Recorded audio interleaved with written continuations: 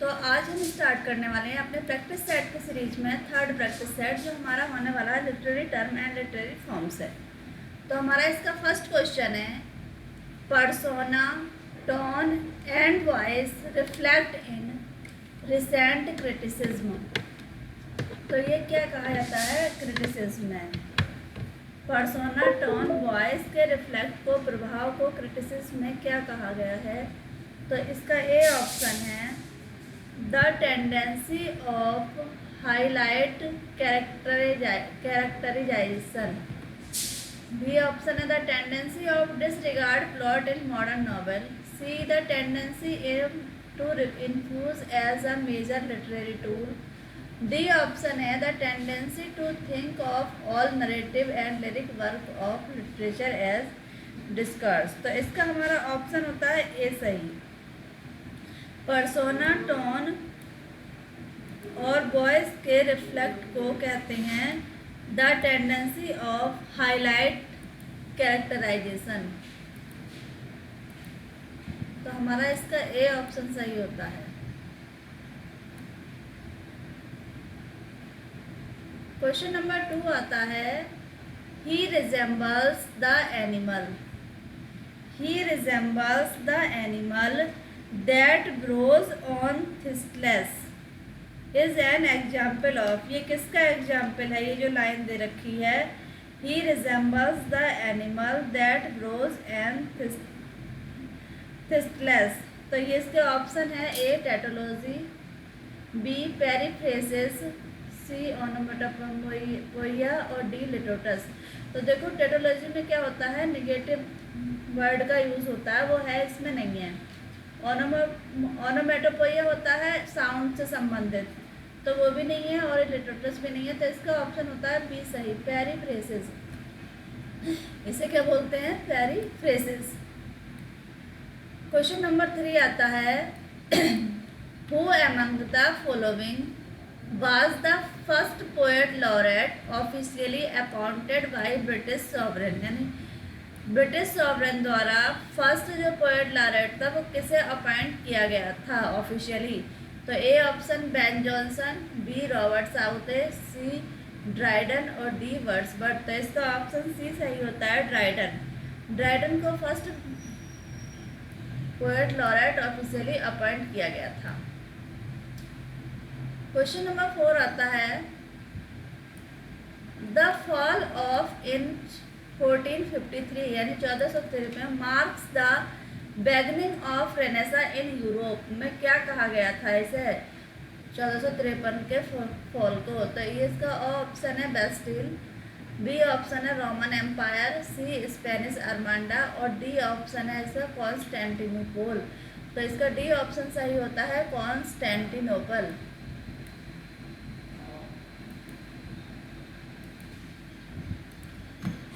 Five हमारा question होता है, who is known as the poet's poet. Poet किसे कहा जाता है? पोएट को के नाम से कौन जाना जाता है? तो ए ऑप्शन है John Milton, b John Dryden, c Edmund Spenser और डी टी.एस. इलियट। तो इसका हमारा ऑप्शन जो है पोएट्स पोएट कहा जाता है एडमंड स्पेंसर को, ऑप्शन 3 सी सही होता है हमारा। एडमंड स्पेंसर को पोएट्स पोएट कहा जाता है। क्वेश्चन नंबर 6 आता है, W.H. Aiden belong to the, मतलब W.H. एडन किस सेंचुरी से संबंधित थे? तो W.H. एडन संबंधित थे 19th सेंचुरी से, नहीं थे, 18 से भी नहीं थे, और डी ऑप्शन है हमारा 20 सेंचुरी से। ये सही है हमारा, 20 सेंचुरी से संबंधित थे हमारे W.H. एडन। नेक्स्ट हमारा क्वेश्चन आता है, the globe theatre was born down. यानी ग्लोब थिएटर कब जला था? तो इसके ऑप्शन फर्स्ट 1617, 1619, 1613 और 1609। तो ग्लोब थिएटर 1613 में बर्न हुआ था, सी ऑप्शन सही है इसकी। और उसमें कौन सा प्ले परफॉर्म किया जा रहा था? तो हेनरी 8 को परफॉर्म किया जा रहा था जब ग्लोब थिएटर में आग लगी थी 1613 में। नेक्स्ट हमारा क्वेश्चन आता है, who among the following writers has not won the Nobel prize, इनमें से किसको नोबेल प्राइज नहीं मिला है। 4 राइटर है, इसमें किसको नोबेल प्राइज नहीं मिला है, तो ये ऑप्शन टी.एस. एलियट को नोबेल प्राइज मिला है। मुल्कराज आनंद को भी नोबेल प्राइज मिला है। विलियम फाल्कनर को,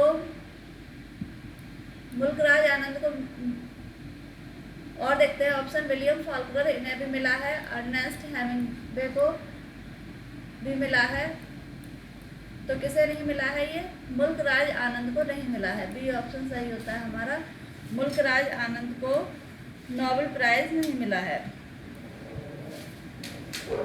नेक्स्ट क्वेश्चन आता है, chronicle plays were popular in, chronicle plays कब पॉपुलर हुए थे, किस सेंचुरी में पॉपुलर हुए थे क्रॉनिकल प्लेज यानी किसी हिस्ट्रिकल यानी ऐतिहासिक घटना से संबंधित प्लेज पॉपुलर हुए थे। तो ए ऑप्शन है 19th सेंचुरी में कोई भी ऐसा क्रॉनिकल प्लेज नहीं आया था। बी ऑप्शन 18th सेंचुरी में भी नहीं आया था। सी ऑप्शन 17th सेंचुरी में नहीं था। तो इसका हमारा आंसर सही होता है 16th सेंचुरी। डी ऑप्शन सही होता है 16th सेंचुरी में ऑलमोस्ट शेक्सपियर द्वारा लिखे गए प्ले क्रॉनिकल प्लेज थे और वो पॉपुलर हुए थे। फिर 10 क्वेश्चन है, in how many Indian language the साहित्य अकादमी अवार्ड्स आर गिवन, यानी कितनी भारतीय भाषाओं में साहित्य अकादमी अवार्ड दिया जाता है। तो ए ऑप्शन है 20, बी 21, सी 22 और डी ऑप्शन 23। तो इसका ऑप्शन सी सही होता है 22 लैंग्वेज में 22 भाषाओं में साहित्य अकादमी अवार्ड दिया जाता है।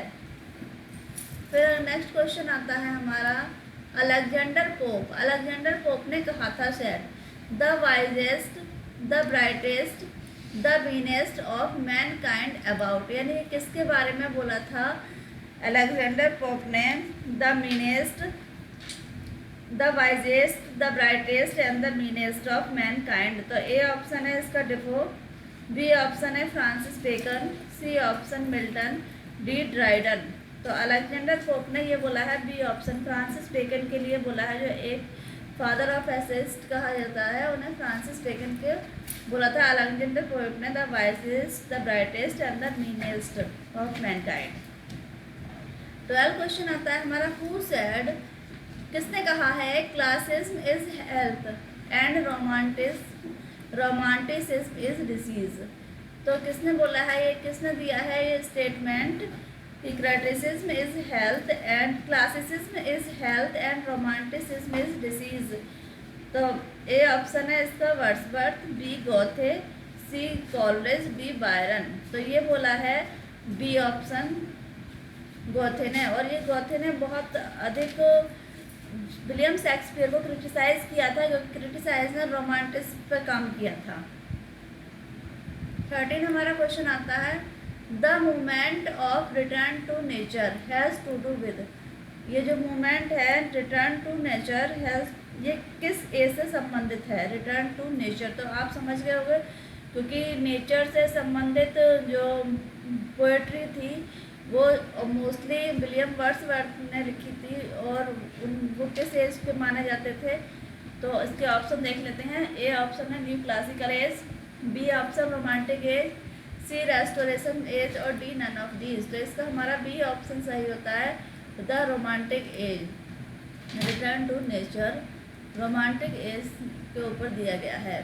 फ्रेज है अगला, विलिंग सस्पेंशन ऑफ डिसबिलीफ, ये किन से संबंधित है, विलिंग सस्पेंशन ऑफ डिसबिलीफ। तो ये संबंधित है, ए ऑप्शन इसका बायरन, बी कीट्स, सी कॉलरेज और डी वर्ड्सवर्थ। तो इसका सी ऑप्शन सही होता है, सी ऑप्शन कॉलरेज से संबंधित है ये phrase, willing suspension of disbelief. Next हमारा 15 क्वेश्चन आता है, the type of fiction whose setting is in medieval period, यानी इस साहित्य की जो सेटिंग हुई थी वो मिडाइवल पीरियड में हुई थी। Often in a gloomy castle replete with dangerous dungeons, subterranean passage and used of the ghost and mysteries, क्या कहलाते हैं जिस प्ले में घोस्ट होते हैं, मिस्ट्रीज होते हैं और ग्लूमी होता है वो। तो ऑप्शन देख लेते हैं इसके। ए ऑप्शन है पिकारेस्क्यू नॉवल। पिकारेस्क्यू नॉवल में जो हमारा प्रोटेगोनिस्ट होता है वो एक आवारा किस्म का रफ होता है बिल्कुल। बी ऑप्शन है गॉथिक नॉवल और सी एपिस्टोली नॉवल। एपिस्टोली नॉवल होते हैं लेटर टाइप के नॉवल, जो लेटर टाइप के में लिखे जाते हैं, पत्र के रूप में लिखे जाते हैं, उन्हें एपिस्टोलरी नॉवल बोलते हैं। और हिस्टोरिकल नॉवल में होती हैं कुछ ऐतिहासिक घटनाओं से संबंधित होते हैं, उसमें जो कैरेक्टर लिए जाते हैं वो इतिहास से उठाए जाते हैं। तो इसका हमारा ऑप्शन सही होता है b, Gothic novel. Gothic novel में क्या होते हैं, घोस्ट होते हैं, मिस्ट्रीज होती हैं और ये मिडाइवल एज में अधिक फेमस हुए थे। 16 हमारा क्वेश्चन आता है the word picaresque has been derived. ये जो शब्द है पिकारेस्क्यू और इसी पर नॉवल लिखे गए थे पिकारेस्क्यू नॉवल, तो ये किस भाषा का, किस लैंग्वेज का वर्ड है। तो ए ऑप्शन है Latin word picaro, B option Greek word picaro, C option Italian word picaro और D option Spanish word picaro. तो इसका ऑप्शन है स्पेनिश वर्ड पिकारो। जो पिकारेस्क्यू है ये डी ऑप्शन है, डी ऑप्शन है इसका, सॉरी गलत स्थान लग गया है इसका, डी ऑप्शन है स्पेनिश वर्ड पिकारो से ये शब्द लिया गया है पिकारेस्क्यू। नेक्स्ट हमारा क्वेश्चन आता है who define romanticism as the renaissance of wonder. किसने डिफाइन किया था रोमांटिसिज्म को रेनेसांस ऑफ वंडर के रूप में। तो इसके ऑप्शन है first Theodore Watts Dunton, B John Keats, C Wordsworth और डी वाल्टर पेटर। तो इसका ऑप्शन हमारा आता है ए सही। थियोडर वर्ड्स डंटन ने इसे डिफाइन किया था रेनेसां को। नेक्स्ट हमारा क्वेश्चन आता है हु सेड, किसने कहा था romanticism is an addition of standards to beauty. तो ये फ्रेज किसने दिया था स्टेटमेंट रोमांटिसिज्म के बारे में। तो ए ऑप्शन है Theodore Watts Dunton, B John Keats, C Wordsworth, D Walter Pater. तो इसका ऑप्शन डी सही होता है। वाल्टर पीटर ने ये स्टेटमेंट दिया था romanticism an addition of standards of beauty. फिर अगला क्वेश्चन आता है हु कॉइन्ड द फ्रेज। किसने ये फ्रेज कॉइन किया था लाइबरलिज्म इन लिटरेचर। लाइबरलिज्म इन लिटरेचर ये किसने किया था। तो ए ऑप्शन है इसका Victor Hugo, B option John Keats, C Wordsworth और डी ऑप्शन है इसका वाल्टर पीटर। तो इसका ऑप्शन ए सही होता है विक्टर हुगो। लाइबरलिज्म इन लिटरेचर किसने दिया था, विक्टर हुगो ने दिया था। फिर अगला क्वेश्चन आता है हमारा the phrase sentimental melancholy is associated. एक फ्रेज है सेंटिमेंटल मेलंकली, तो ये किससे संबंधित है। तो ए ऑप्शन है इसका Thomas Gray, b Coleridge, c Robert Burns और डी जॉन कीट्स। तो इसका ऑप्शन ए सही होता है, थॉमस ग्रे से संबंधित है ये phrase sentimental melancholy. Option A सही होता है इसका थॉमस ग्रे। नेक्स्ट हमारा क्वेश्चन होता है the phrase emotional psychology in fiction.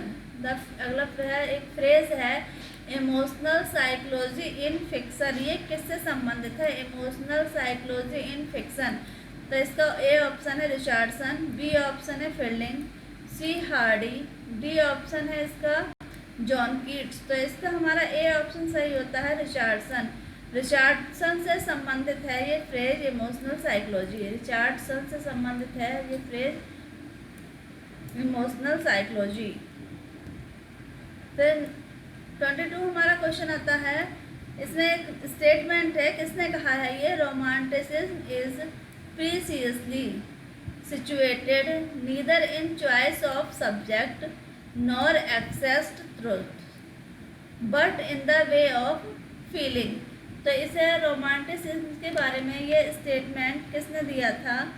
तो ए ऑप्शन है इसका चार्ल्स बुलरैन, बी ऑप्शन वर्ड्सवर्थ, सी जॉन कीट्स, डी गोथे। तो देखो गोथे जो क्रिटिसिज्म थे ये 16th सेंचुरी के राइटर थे तो ये दिया था ए ऑप्शन इसका सही होता है, चार्ल्स बॉडेलेयर ने ये स्टेटमेंट दिया था। नेक्स्ट क्वेश्चन आता है, द फ्रेज है ये बेवर्ली नॉवेल्स। बेवर्ली नॉवेल्स किससे संबंधित है? फ्रेज है बेवर्ली नॉवेल्स। तो इसके ऑप्शन है A Walter Scott, B Hardy, C option है जॉर्ज जीबी शाह यानी जॉर्ज वर्नान शाह, और डी ऑप्शन है चार्ल्स डिकेंस। तो इसका ऑप्शन ए सही होता है, वाल्टर स्कॉट से संबंधित है ये फ्रेज बेवर्ली नॉवेल्स। किससे संबंधित है? वाल्टर स्कॉट से। नेक्स्ट क्वेश्चन आता है, फ्रेंच रेवोल्यूशन बिगन इन, यानी फ्रेंच रेवोल्यूशन कब स्टार्ट हुई थी? फ्रेंच रेवोल्यूशन, तो ए ऑप्शन है 1789, बी ऑप्शन 78, सी ऑप्शन 1781 और डी ऑप्शन 1782। तो इसका ए ऑप्शन सही होता है, 1789 में फ्रेंच रेवोल्यूशन स्टार्ट हुई थी। और आज का लास्ट क्वेश्चन है 25 क्वेश्चन, और इससे पहले कि आप कई क्वेश्चन आप पढ़ें और समझें, आपसे कहना है कि चैनल को सब्सक्राइब करें ऐसे ही 25 क्वेश्चन पाने के लिए। तो इसमें क्वेश्चन है 25, name the Shakespearean stage actor who successfully played the role of, यानी शेक्सपियरियन के स्टेज पर जो एक्टर काम करते थे तो उसमें उस एक्टर का नाम पूछा है जिसने साइलॉक, हैमलेट, किंग लियर, ओथिलो और मैकबेथ आदि का रोल अदा किया था। तो इसके ऑप्शन है ए एडमंड कीन, बी डियो शेफर्ड, सी लियो टॉल्स्टॉय और डी डम कॉलेस्कर। तो इसका ए ऑप्शन सही होता है, एडमंड कीन ने साइलॉक, हैमलेट, किंग लियर, ओथिलो और मैकबेथ का रोल प्ले किया था एडमंड कीन ने। तो फ्रेंड ये थे आज के हमारे 25 क्वेश्चन। ऐसे ही 25 क्वेश्चन लेकर नेक्स्ट संडे को फिर आते हैं आपके साथ। तब तक बने रहें चैनल पर, चैनल को लाइक, शेयर और सब्सक्राइब करें। Thanks for watching.